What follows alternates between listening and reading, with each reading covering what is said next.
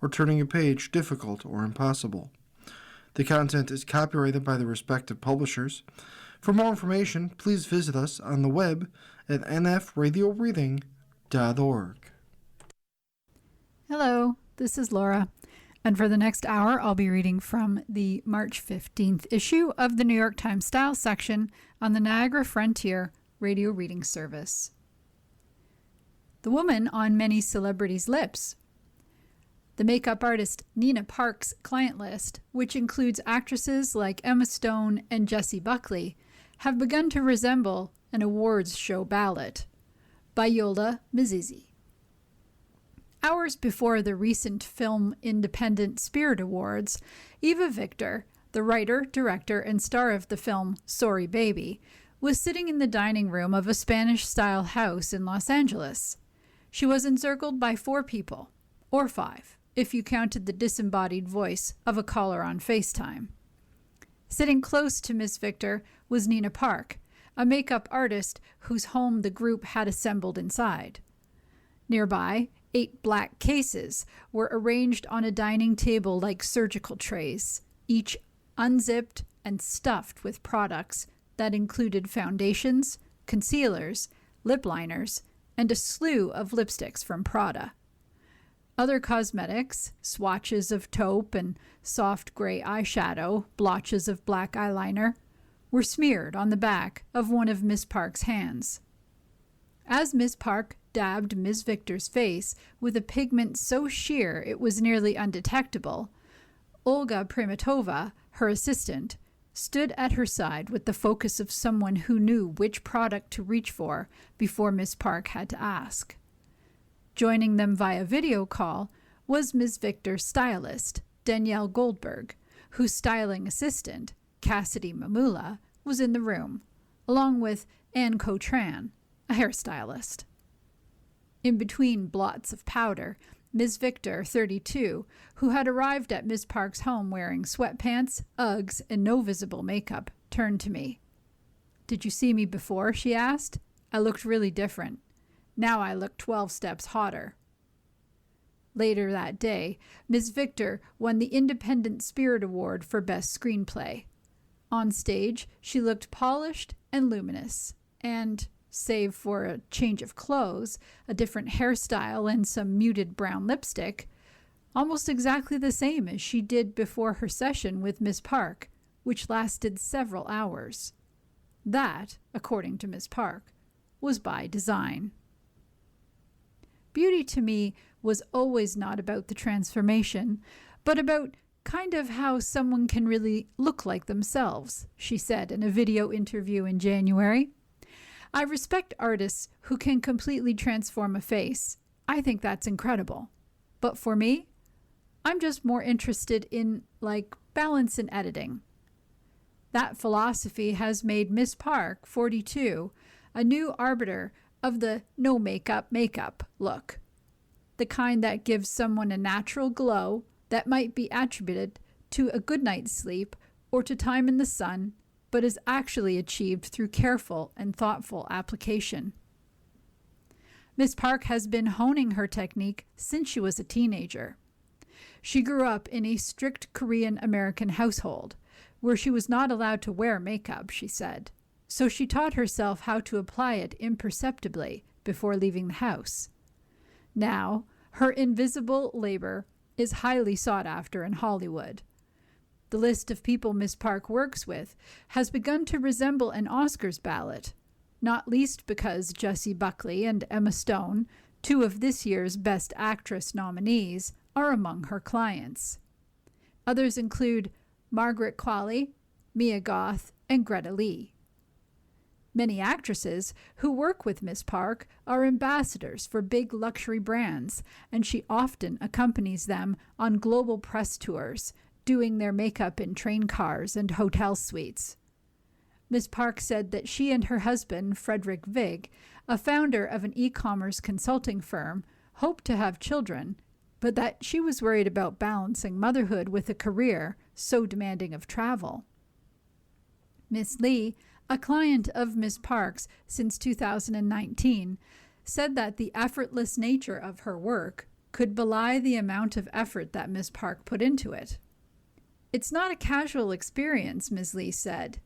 "You might make certain assumptions because the makeup itself is so natural and naturalistic and fresh. She's not working on a whim. It is extremely deliberate."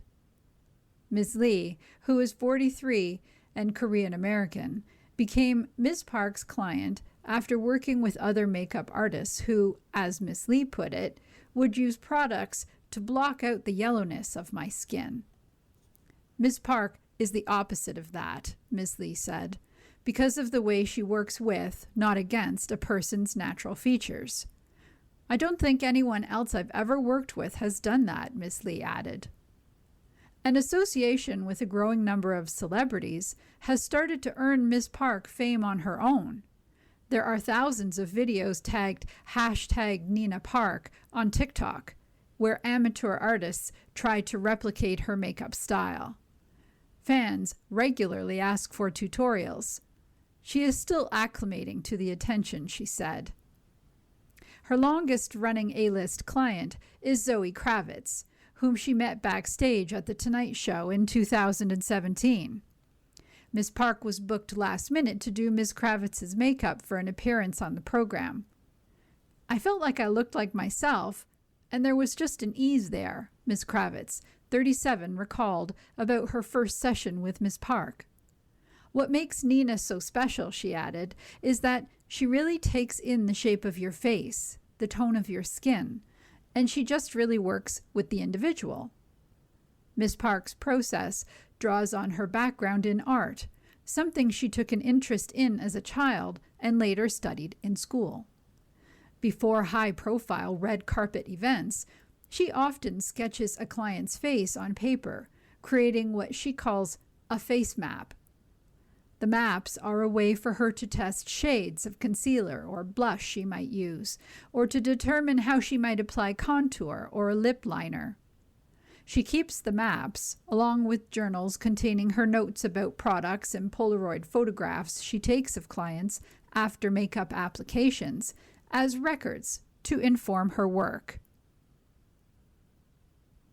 Growing up in Barrington, Illinois, Ms. Parks spent much of her time out of school sketching, in journals, on celebrities' pictures in magazines, and on pages in catalogs. As a teenager at Barrington High School, she took advanced placement art classes, a curriculum she described as formative. Blake Mueller, 74, a former instructor of Ms. Parks, recalled her knack for portraying subjects authentically. "Nina loved doing portraiture in high school, and her paintings or her drawings were always super realistic," said Mr. Mueller, who taught art at Barrington High School. It was around that time when Ms. Park, in addition to secretly doing her own makeup before school, started to imagine a career in beauty. But her mother, Jung-Ju Park, envisioned a different path for her daughter. Ms. Park's parents, who were born in South Korea, had raised Ms. Park's two elder brothers there before moving to the United States, where Ms. Park was born.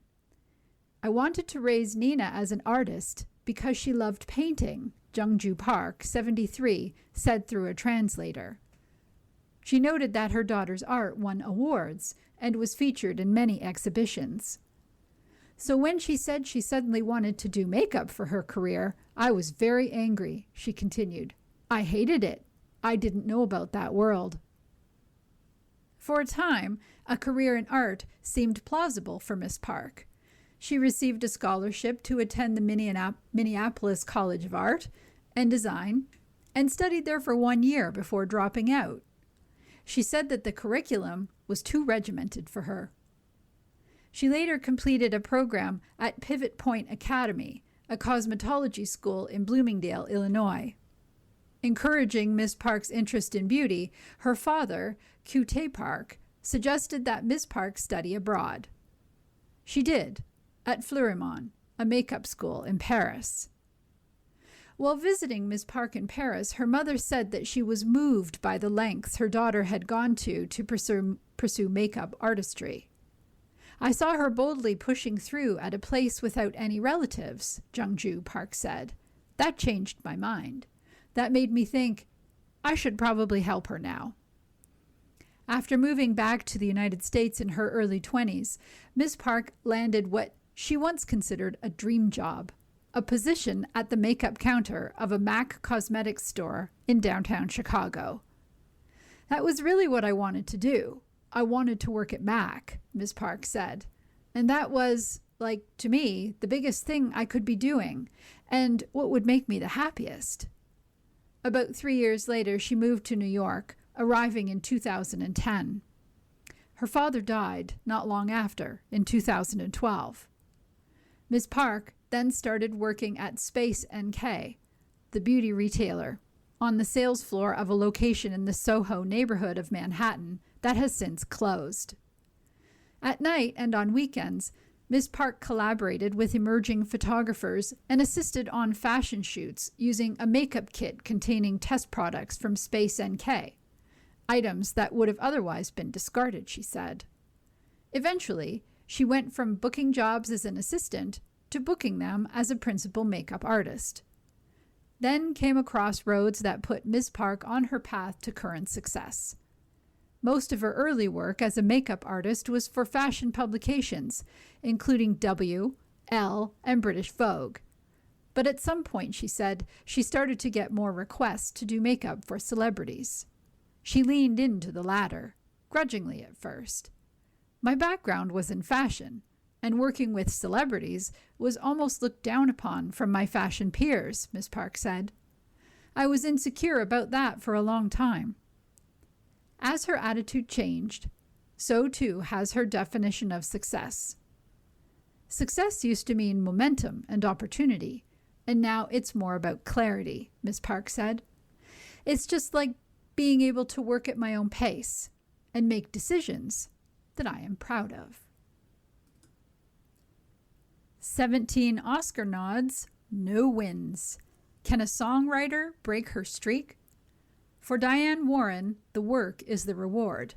But after 16 losses, an original song Oscar would be nice too. By Kalina Moore. It's an honor just to be nominated, is an axiom repeated endlessly each award season. Few know this sentiment better than the songwriter Diane Warren. This year, Miss Warren received her 17th Academy Award nomination for Best Original Song. The most nominated woman in that category, her past nods have included hits like I Don't Want to Miss a Thing, performed by Aerosmith for the film Armageddon, and Because You Loved Me, performed by Celine Dion for Up Close and Personal. While she has collected many other accolades, 2 Golden Globes, a Grammy, an Emmy, and even an honorary Oscar, given to recognize extraordinary lifetime achievement, the competitive Original Song Award has remained elusive. But she has kept her eye on the prize, continuing to campaign for Oscars, a process that requires immense financial and emotional commitment. Ms. Warren's nomination this year might be her most meta yet. It is for Dear Me, an emotional ballad that she wrote for Diane Warren, Relentless, a documentary about her own life and career. The film recounts Ms. Warren's tumultuous childhood in Los Angeles, her Asperger's diagnosis, my superpower, she said in an interview, and her career highs and lows. It paints a portrait of a woman who is, as the title suggests, relentless. Dear Me is addressed to Miss Warren's younger self, telling her that it'll all get better soon. Ahead of the 2026 Oscars, Ms. Warren spoke with the New York Times on a video call about the meaning of awards, the campaign circus, and cats. The conversation has been edited for length and clarity. How are you feeling about going into this year's Oscars? I loved watching the Oscars with my parents. It was the coolest show in the world. And here I am, nominated for my 17th, and 9 in a row. If it was this song, up against all these giant movies, and here's this little documentary about a songwriter from Van Nuys, if this was the one to finally win, it would be pretty cool. This song is so personal. Does that make this nomination feel different? It's always great to be nominated because they only choose 5 songs. I stay up all night waiting to hear if my song is named. It's not easy to get nominated for an Oscar, and I never lose sight of that. But this one is different. When you watch the documentary, you see it shows us waiting up all night for another nomination. So this is like life imitating art imitating life. There's a scene in the Relentless documentary showing you and your friends staying up waiting to hear the nomination. Is that a tradition? Yeah, this is kind of a tradition. It starts out like a pizza party with some of my friends, and I call it a sleepless sleepover. We stay up all night and we literally are counting down the minutes. You won an honorary Oscar in 2022. Did that take some of the pressure off? Well, I still haven't won the competitive one, and I'm a competitive person. It's amazing to have the honorary Oscar. That's harder to get than the competitive. I don't take that for granted. But yeah, I still want to win.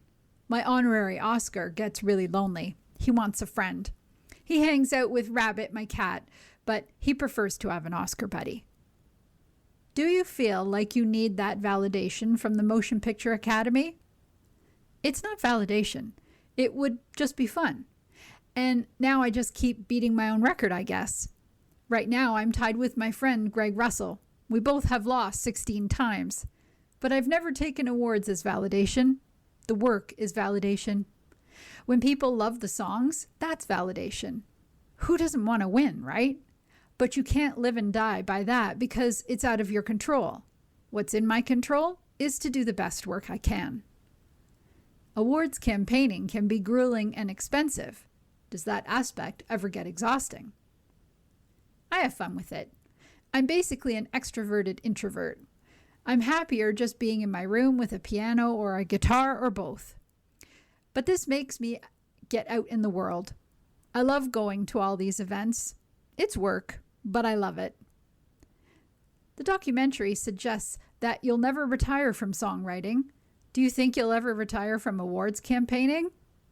No. As long as I have songs I'm proud of, I'm always going to support my own work. With something like this, all I'm doing is supporting my work, getting it heard, and getting it seen. With all the prediction websites now, do you ever check your odds of winning? I've looked at some of that. I think it's probably a 3-horse race at this point, with Sinners, K-pop Demon Hunters, and me. I am the little engine that maybe can. I know I'm the underdog for sure. Or undercat. Can I be an undercat? I'm a cat person. They're fast, and they've got claws. You are listening to a reading of articles and features from the New York Times Style section on the Niagara Frontier Radio Reading Service. The documentary filmmaker styling her peers for the Oscars.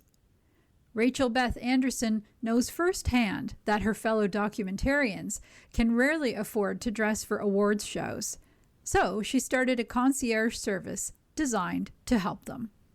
By Lux Alptrom. When Rachel Beth Anderson, a documentary filmmaker, got the news that Great Photo Lovely Life had been accepted to the South by Southwest Film Festival, she was ecstatic. There was only one problem. She had no idea what to wear to the premiere. Documentary filmmakers don't typically discuss red carpet fashion because few documentarians earn enough to afford haute couture. In certain circles, it's considered gauche for them to even focus on fashion. I always cared about style, said Ms. Anderson, a director and cinematographer. But in docs, especially being behind the camera, you're supposed to be a fly on the wall and blend in. But Ms. Anderson knew from personal experience that an unflattering outfit could put a damper on a film festival experience.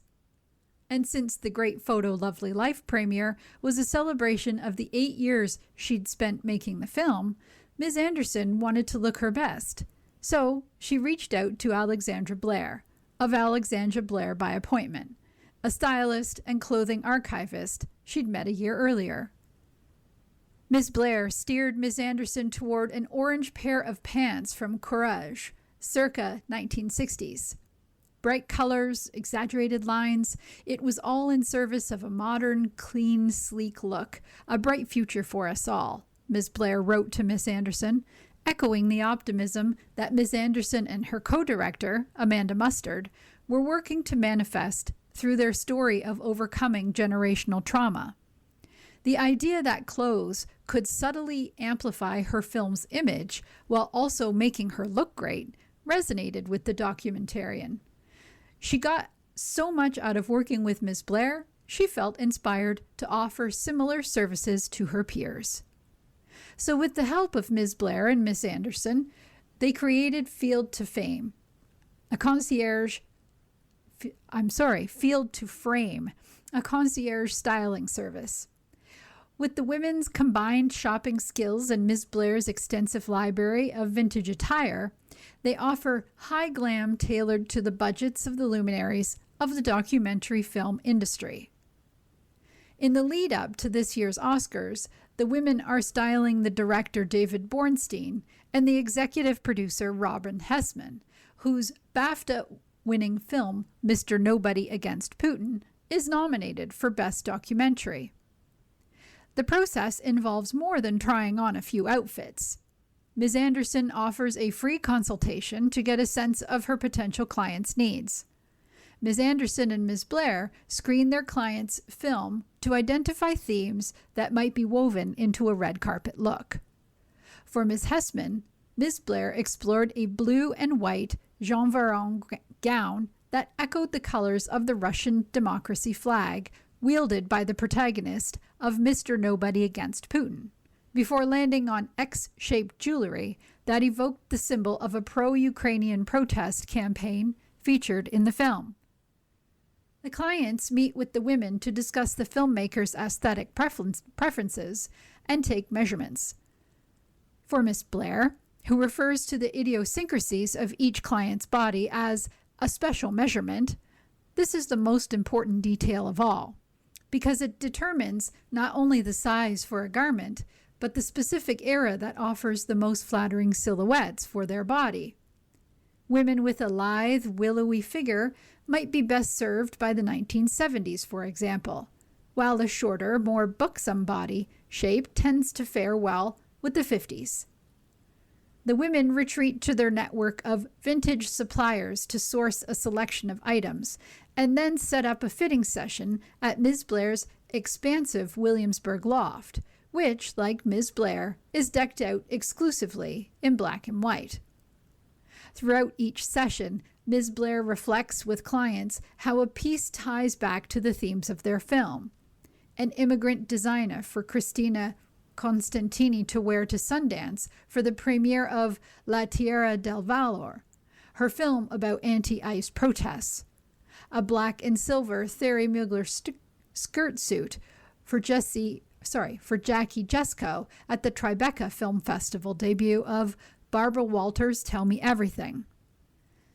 Clients often wonder whether a particular selection might be too distracting or even undermine a film's message. During his fitting for the Oscars, Mr. Bornstein was presented with 5 suits and ultimately chose between 2. A cream-colored Yves Saint Laurent suit, which he initially worried might be more appropriate for the director of a fun vampire movie, and a more staid, bespoke 3-piece suit, which he thought might be too conservative. Ultimately, he chose the Yves Saint Laurent. For field-to-frame clients, the experience is a revelation. Everybody wants to have that friend who's just perfect at creating an outfit, Ms. Hessman said.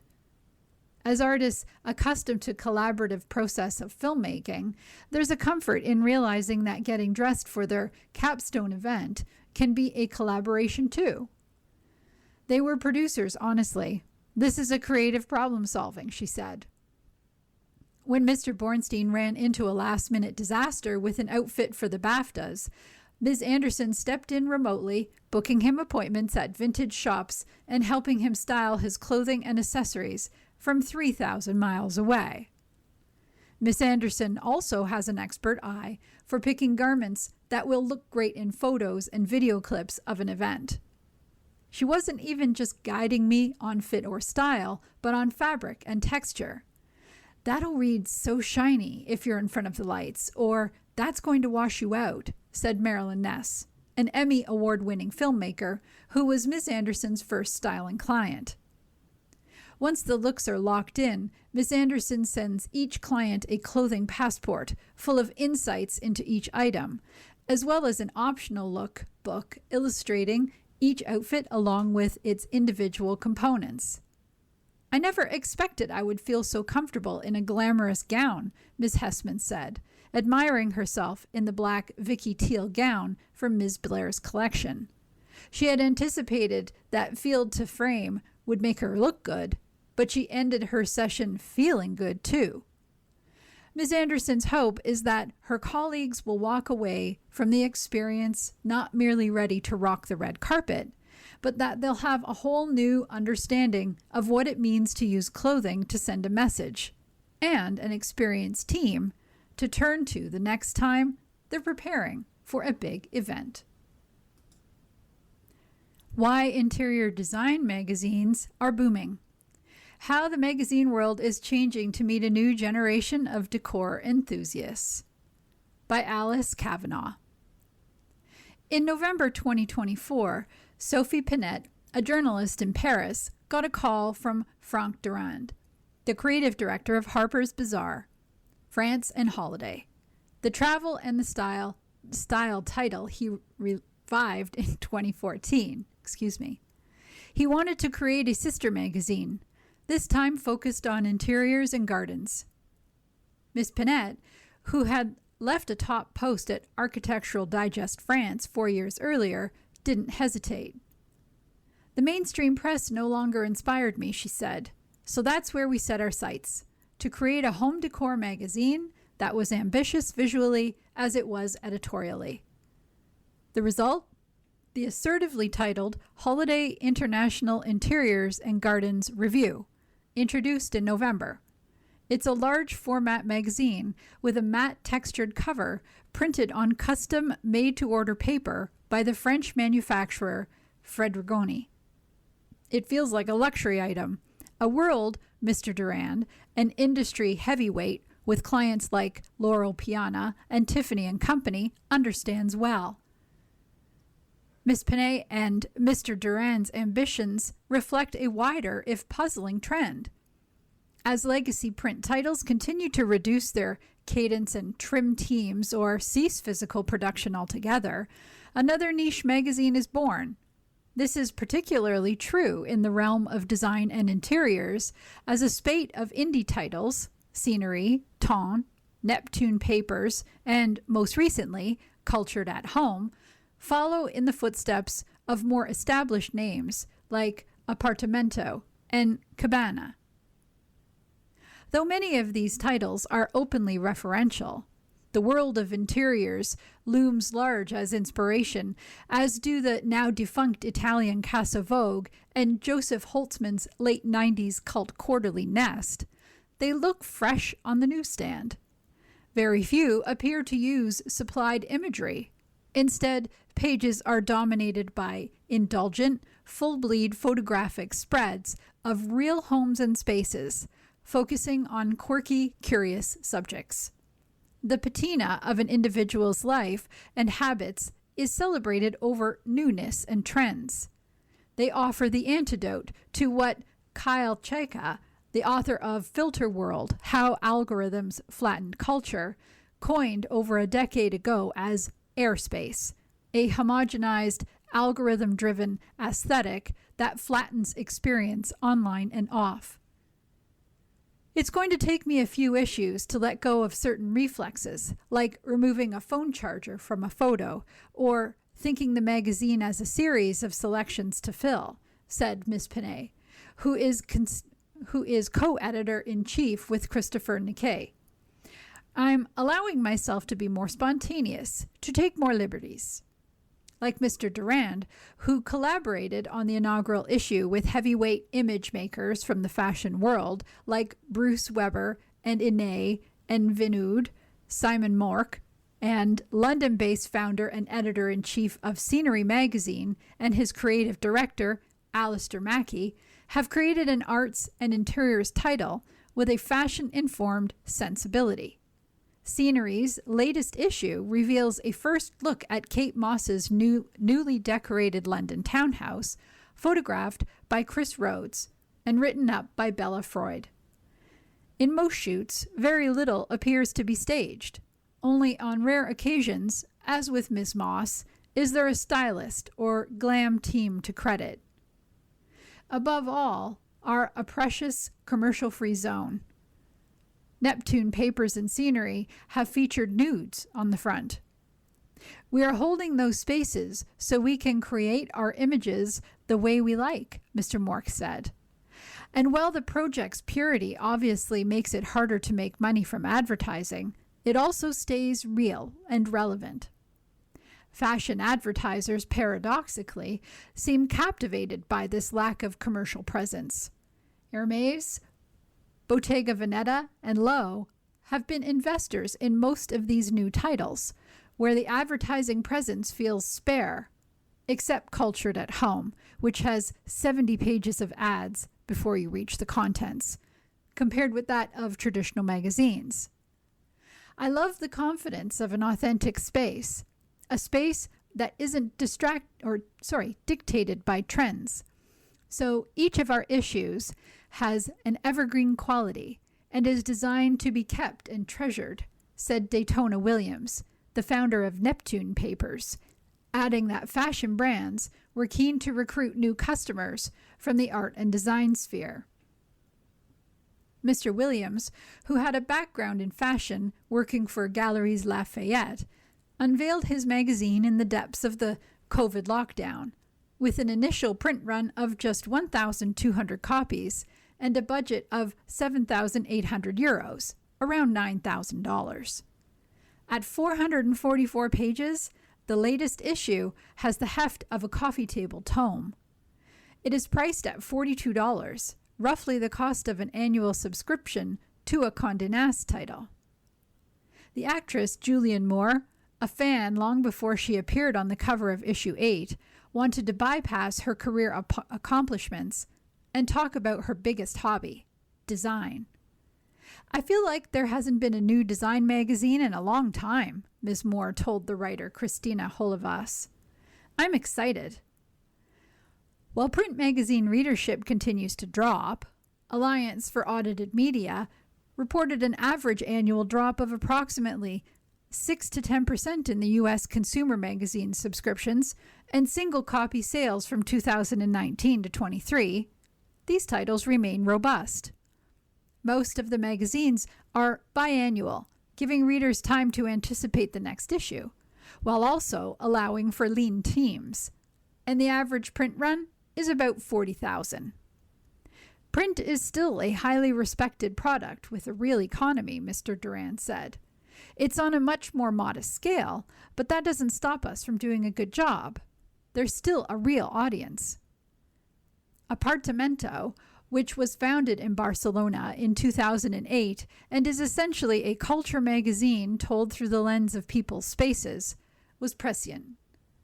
Apartamento is all about catching and capturing the joy of real moments you can have in your own home, said Robbie Whitehead, the editorial director, who explained the well-established visual direction. We ask people not to style. We don't want flower arrangements. Apartamento has always stood out because it sells itself as an everyday interiors magazine, which means it's less about simply wanting to buy more stuff for your house, but really about seeing how other people live, said Jeremy Leslie, a publishing consultant who runs the cult online store Mag Culture in London. That success, according to Mr. Leslie, comes down to its tight vision. It's much loved by a small but incredibly passionate readership rather than competing for hugely promiscuous bunches of people, he said. Mr. Williams agreed. If you're trying to speak to too many people, you are actually speaking to no one, he said. In contrast, the Australian quarterly Never Too Small is a modest magazine with a mighty audience.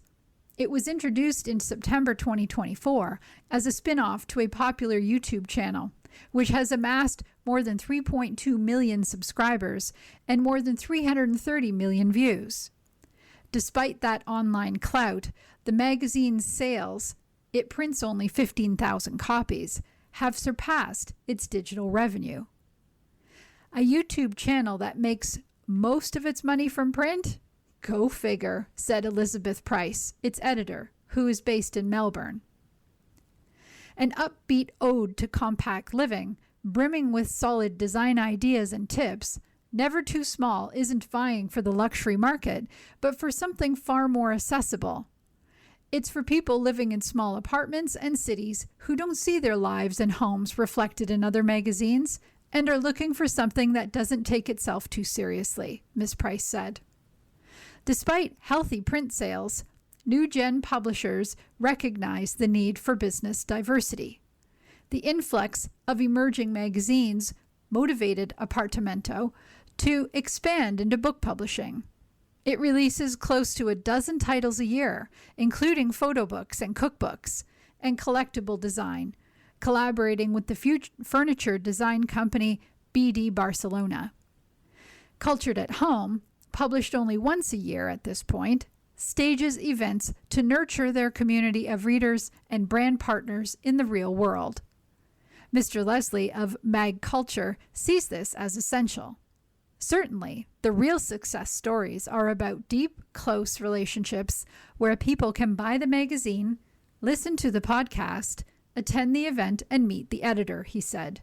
In other words, the future lies largely offline. You are listening to a reading of articles and features from the New York Times Style section on the Niagara Frontier Radio Reading Service. A Planned Parenthood clinic in a pinch turns to Botox. The move is designed to keep the doors of the clinic open and is a reflection of the increasingly blurred lines between beauty industry and healthcare. By Alicia Haradasani Gupta. Last week, the Marmonte affiliate of Planned Parenthood, which includes 30 clinics across parts of California and Nevada, announced that it would tiptoe into the lucrative and increasingly popular world of cosmetic procedures. Faced with deep federal funding cuts designed to target the country's best-known abortion rights organization, the affiliate's health clinic in Sacramento expanded its services, as first reported by the Wall Street Journal, to include cosmetic Botox injections and intravenous drips for hydration to help keep the lights on, said Dr. Laura Dalton, the Chief Medical Operating Officer for Planned Parenthood Marmonte. The decision, she added, was based on the affiliate's uncertain financial sustainability as well as feedback from its patients. Nationwide, Planned Parenthood, which provides birth control, preventative sex health screenings, prenatal care, and primary care for millions of patients, many of them on Medicaid, is facing enormous challenges. These include significant cuts to Medicaid reimbursements, increased costs of treatments and staffing, and a hostile political environment, says Angela Vasquez-Giro, Vice President of Communications at the Planned Parenthood Federation of America. Affiliates, which include a network of clinics in a region, are separate nonprofit organizations that together make up the Planned Parenthood Federation of America. An expansion of services beyond a clinic's core offerings, as was the case with Marmonte's expansion into cosmetic services, requires approval from the national office. So far, only the Sacramento clinic has begun offering Botox injections, although there are plans to expand to 3 other clinics within the Marmonte affiliate by June, a move that gestures at the topsy-turvy blurring of lines between cosmetic procedures and essential healthcare services that has become so widespread and has now trickled into Planned Parenthood. The reality is that our patients now are seeking aesthetic services as part of their whole well-being, Dr. Dalton said. So I think actually aesthetics is in alignment with what Planned Parenthood stands for. Planned Parenthood stands for bodily autonomy, Planned Parenthood stands for you decide what's best for you and what you need to feel good and to feel like your body is what you want it to be. All of the appointments that the Sacramento clinic has opened up are booked, Dr. Dalton said. To meet demand, the clinic is preparing to make more time slots available and is training more of its staff members through accredited aesthetic training programs. After our announcement, we had 30 providers immediately sign up asking to be trained, Dr. Dalton said. It's a great way to keep our providers engaged and add to their skill set. She added that this isn't an either-or situation. Providing aesthetic services doesn't come at the expense of other traditional health services. You can come in and get birth control or sexually transmitted infection testing and aesthetic treatments, and our providers are highly trained and competent to provide all those services for you, she said. The Botox, botulinum toxin, service is popular, in part because the clinic is offering it at a lower price than many other aesthetic clinics, known as med spas, which perform cosmetic procedures but, as the American Medical Association warns, are often not staffed by licensed physicians. 1 unit of Botox at the Sacramento clinic costs $9, and a standard treatment to smooth crow's feet, for example, would require 6 to 20 units per side, Dr. Dalton said, which patients would pay for out of pocket. According to the American Academy of Facial Aesthetics, 1 unit at other clinics, like med spas, can range from $10 to $30. Botox is among the most popular minimally invasive procedures, according to the American Society of Plastic Surgeons. In 2024, almost 10 million patients received Botox or similar injections, up from over 6 million patients in 2014. The affiliate has also started offering nitrous oxide, or laughing gas, for pain management during procedures like intrauterine device insertions, and a telehealth perimenopausal care program, and it is exploring offering GLP-1 medication for weight loss. Those services, too, could help pad out its finances, as some patients, depending on their insurance plans, would pay for them in cash, Dr. Dalton said. Like Marmonte, other affiliates have tried to think outside the box with their business models with an eye toward revenue generation, Ms. Vasquez-Giro said, pointing to the addition at some centers of vasectomies, gender-affirming care, and menopause care. But some affiliates, in doing the math, decided to close clinics. Last year, affiliates in the Planned Parenthood Federation closed 50 of 600 clinics, including the location in Manhattan and 5 centers in the Mar Monte affiliate. Planned Parenthood Mar Monte is not the first healthcare provider to offer cosmetic procedures to bring in more patients. The broader healthcare industry, faced with the same treacherous landscape as Planned Parenthood, has long been inching into these more cash-padded spaces because they get people in the door, said Felicity Yost, the chief executive of TIA Clinics, a women's health care company that operates 11 clinics around the country and 18 months ago introduced cosmetic Botox services. Those who hesitate to come in for preventative care might instead come in for something with immediate results, like a cosmetic procedure or acupuncture, and forge a relationship with the clinic, Ms. Yost said, making it more likely they would agree to either other types of health care. Essentially, come for the Botox, stay for the pap smears. But there was something particularly dissonant about introducing cosmetic procedures, Ms. Yost said, because it seemed to suggest to patients that they needed to be beautified, which initially felt like an anti-ethical message for a clinic focused on women's health. That conflation of health and beauty at Planned Parenthood gave pause to Jessica DeFino, a beauty critic and author of the Flesh World Substack newsletter about beauty culture. For healthcare to incorporate beauty trends, she said, lends the scientific, rational sheen of medicine to the unrealistic cultural expectations placed on women and gives people a sense of permission to indulge. Ironically, Planned Parenthood is operating the way I think many women feel they must operate in the world, which is to conform to beauty standards in order to get ahead socially, financially, economically, and politically, she said. For others, keeping the doors of a Planned Parenthood clinic open outweighed the philosophical hand-wringing. On social media, many framed the service as Botox for a good cause. When Planned Parenthood Marmonte shared the news on Instagram, many commenters asked how to make appointments. "This is genius," one user wrote. "I was having this debate with my wife since the news came out about, what does this mean about aesthetics and feminism," said Lauren Peterson, chief executive of the abortion rights organization Abortion in America, which was founded by Cecile Richards, the reproductive rights activist and former Planned Parenthood president who died last year, and which has an advocacy arm to challenge abortion bans. Ms. Peterson previously worked as an advisor and consultant for Planned Parenthood.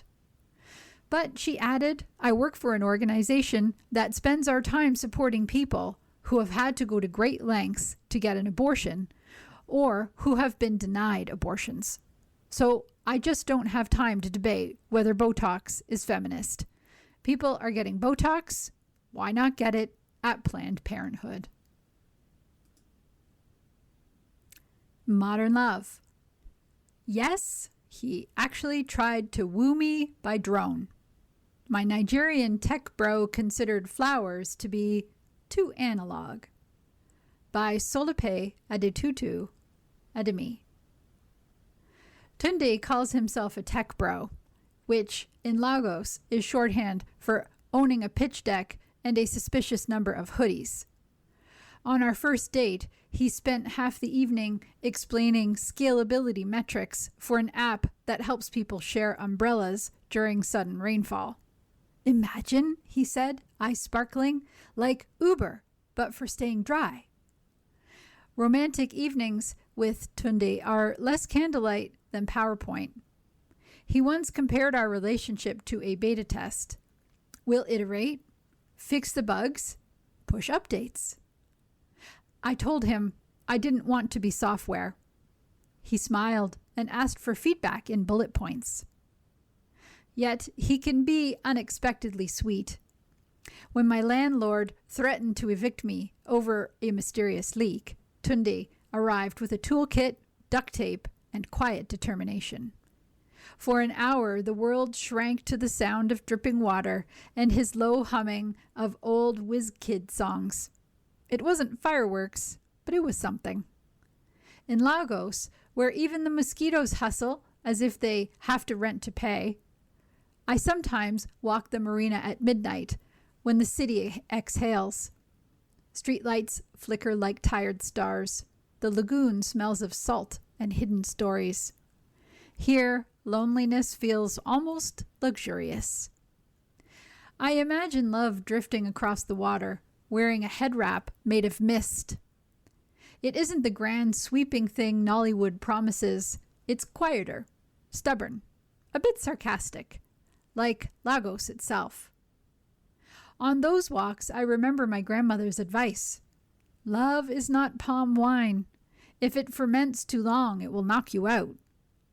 She married 3 times, buried 2 husbands, and still flirted with the tailor until her 80s. She would have approved of Tunde's ambition, but not his sneakers. Of course, my aunties have opinions. Nigerian aunties are the original push notification system, appearing at weddings, funerals, and supermarket queues to remind you that your ovaries are on a countdown. "When will we eat your rice?" Auntie Ngozi asks. "Don't be choosy. Good men are scarce, like petrol." If good men are scarce, I say, perhaps the government should subsidize them. She doesn't laugh. Aunties rarely do. Auntie Busy once invited a pastor to pray for my marital destiny. The pastor sprinkled holy water on my phone to attract calls from suitors. My phone short-circuited the next day.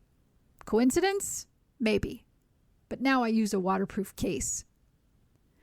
Tundi, determined to impress, once planned a tech-forward romantic gesture. He hired a drone to deliver grilled skewers of suya to my balcony because flowers are too analog. The drone misread the GPS, crashing into the neighbor's laundry line and scattered spicy beef across their freshly washed bedsheets. The ensuing shouting match involved 3 households and one irate landlord waving a broom like a machete. I laughed until my ribs hurt. Tundi called it an unexpected product pivot. Later on, over drinks, he asked if I thought we were scalable. I told him love isn't a startup. He countered that neither is Lagos, which has an established tech industry. Yet, here we are. A month later, Tundi came with me to a cousin's wedding in Ibadan. A high-stakes mission, as weddings are where aunties sharpen their matchmaking claws. He survived the onslaught of, "When is your own wedding?" questions with a polite smile and several small bottles of stout. During the after-party, as Fuji music vibrated the ground, he whispered, "Your family is like a lively app. No off button." I almost kissed him then, swept up by the absurd tenderness of the moment. But my mother appeared, armed with more questions about our future plans, and the spell broke. Weeks later, during a blackout so total it felt biblical, Tundi admitted he wasn't sure about forever. He liked me, loved me even, but his startup might require moving to Nairobi, maybe Berlin. Love should be borderless, he said. Borderless love sounds poetic until you realize it comes with roaming charges. I nodded, but felt something snap inside me. We didn't break up immediately. Nigerians rarely end things cleanly. We prefer slow fades and ambiguous WhatsApp messages. Our conversations became shorter, sprinkled with network excuses, bad signal, generator noise, meeting ran late. Eventually, we just stopped pretending. Now I drift. Some evenings I sit on the balcony sipping chilled zobo while the city hums below. I watch ferries glide across the lagoon, their lights soft as distant constellations. I think about how love here tastes of pepper soup and diesel, how it smells of rain on hot concrete, how it dances between comedy and tragedy without missing a beat. Friends ask if Tundi and I are still a thing. I shrug. We are and we aren't. My grandma used to say, "In this country, you need backup plans for everything. Your job, your electricity, even your happiness." She was right. My happiness now includes long walks, loud music, and the luxurious decision to be single without apology. Months later, I run into Tundi at a co-working space one humid Tuesday. We do the Lagos half hug, half wave, friendly enough to fool any onlookers, distant enough to protect the tender scar of what we used to be. "How's the app?" I ask. "Pivoting," he says, which is tech speak for still dreaming, still broke. "How's your heart?" he says, eyes curious but careful. I tell him, also pivoting. We both laugh, and the sound lands like a truce. These days, I date myself. I take myself to the National Museum, where the artifacts whisper stories older than any wedding vow. I ride the new blue line of the Lagos light rail, feeling like a time traveler in a city that's always catching up with itself. I dance at rooftop parties until dawn, letting Afrobeats rearrange my DNA. And sometimes, when the night is slow and the lagoon is a sheet of black silk, I imagine love sitting beside me on the seawall, helmet in hand, waiting to see if I'm ready for another trip. Grandma used to say, "Happiness in Nigeria is like light from the power company. Take it when it comes, charge all of your devices, and dance if you can." So I do. I charge my phone, my heart, my laughter. I dance. One rainy Thursday, my phone buzzed with a number I didn't recognize. "Hello?" I said, ready to hang up if it was another scam. "Good evening," a calm voice replied. This is Officer Durojave from Ikija. My heart did a small backflip. Policemen rarely call to compliment your hairstyle. He asked if I knew Tundi.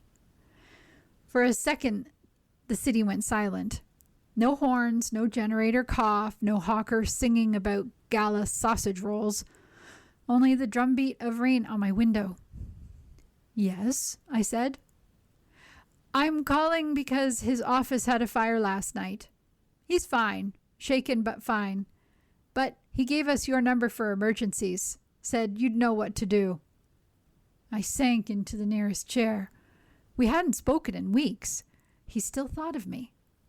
When I reached him, Tundi sounded like a man who had been forced to reboot his entire operating system.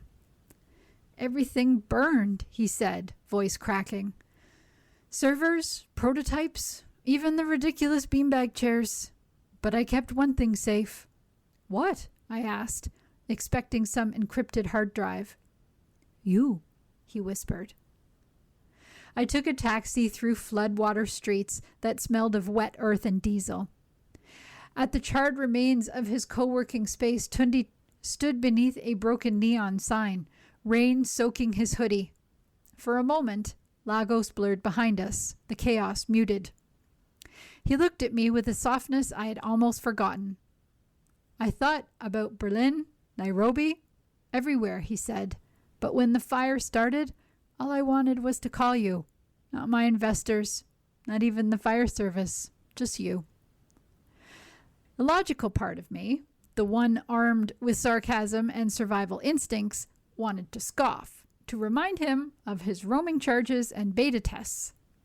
Instead, I stepped forward. The rain didn't care about logic. We stood there, soaked and shivering, the smell of smoke mixing with rain. Around us, Lagos carried on. Generators groaned back to life. Hawkers shouted. A bus blared its horn as if to say the story must continue. I don't know if we'll rebuild a relationship or simply share this strange, wet, smoky night. Weeks later, people still whisper about the fire that almost erased a dream. Tundi and I meet for quiet walks by the lagoon. No business plans allowed. Sometimes we talk of starting over. Other times, we just watch the ferries slice through the black water.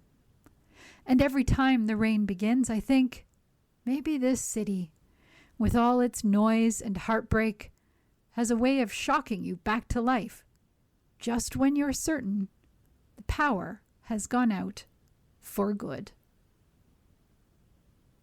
You've been listening to a reading of articles and features from the March 15th issue of the New York Times Style section. Your reader has been Laura. Thank you for listening. Coming up next in the Niagara Frontier Radio Reading Service, we have the USA Today. Following that at 2 o'clock, we have episode number 3 of Buckeye by Patrick Ryan. Stay with us for these readings and more. You're listening to the Niagara Frontier Radio Reading Service, broadcasting daily readings 24 hours a day of newspapers, magazines, and books to area people who are blind or have a print disability, who are provided reading radios. Radio Readings broadcast signal is provided at no charge by WNED. Radio Reading Studios are at 1199 Harlem Road in Cheektowaga, between William and Clinton Streets. Radio Reading's website is nfradioreading.org. For more information on the Niagara Frontier Radio Reading Service, call us at 716-821-5555.